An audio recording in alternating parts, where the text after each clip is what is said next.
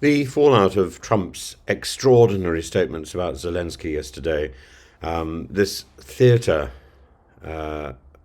seems unable to do anything other than deliver high drama. And in this act, Donald Trump has branded the Ukrainian president Zelensky a dictator without elections.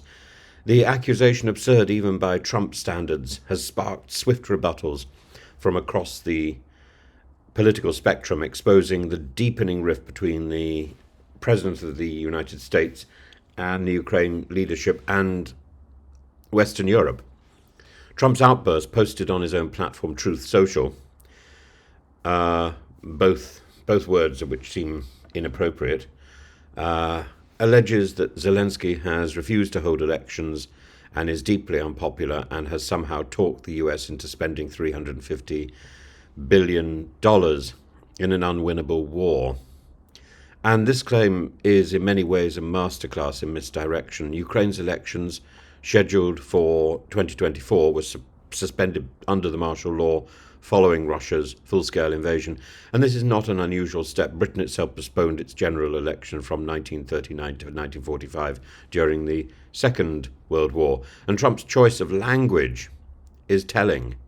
By calling Zelensky a dictator, he echoes Russian disinformation narratives which attempt to undermine Ukraine's legitimacy on the world stage. And the fact that the Russian ambassador, Andrei Kelin, immediately supported Trump's position suggests that, wittingly or not, Trump's words are doing Vladimir Putin's work for him. Predictably, the international response has been scathing.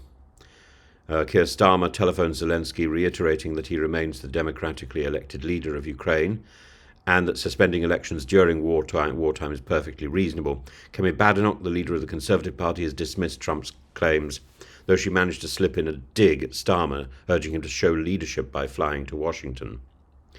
The Lib Dem leader, Sir Ed Davey, has taken a stronger line, insisting that calling Zelensky a dictator must be where the line is drawn, and urging all UK politicians to stand united against Trump's falsehoods.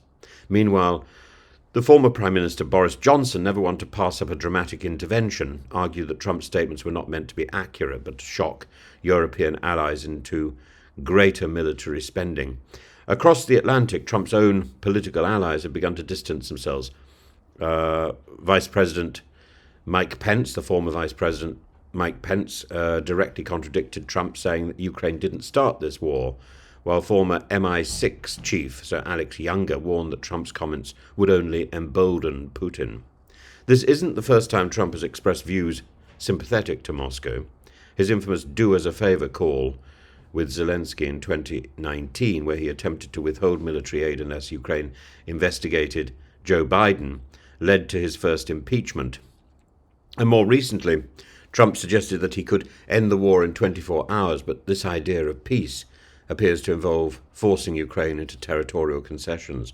His latest broadside against Zelensky, then, is not merely an eccentricity, it's part of a pattern. And Trump has repeatedly cast doubt on NATO, criticised US aid to Ukraine, hinted at abandoning European allies should he have that opportunity. He's now in power, he has that opportunity, and he's doing exactly what he said. It's doing exactly what it says on the can. His position on Ukraine is not one of constructive diplomacy, it's one of calculated disengagement.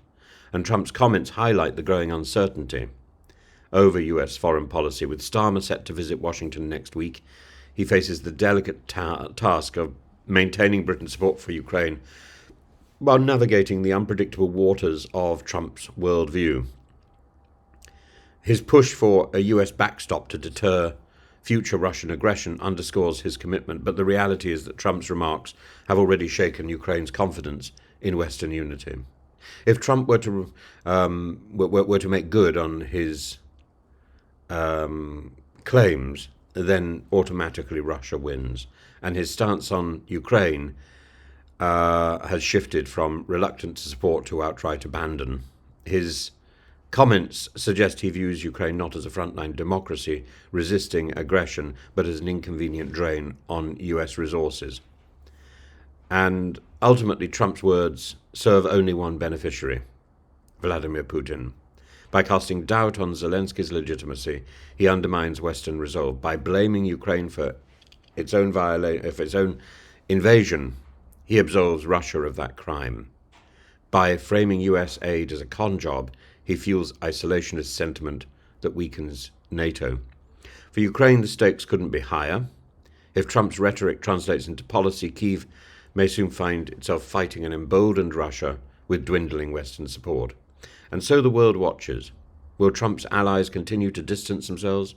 Will European leaders take his words as a warning to step up their own support? One thing is clear: when it comes to Ukraine, Trump's colours are now on full display, and they're anything but reassuring.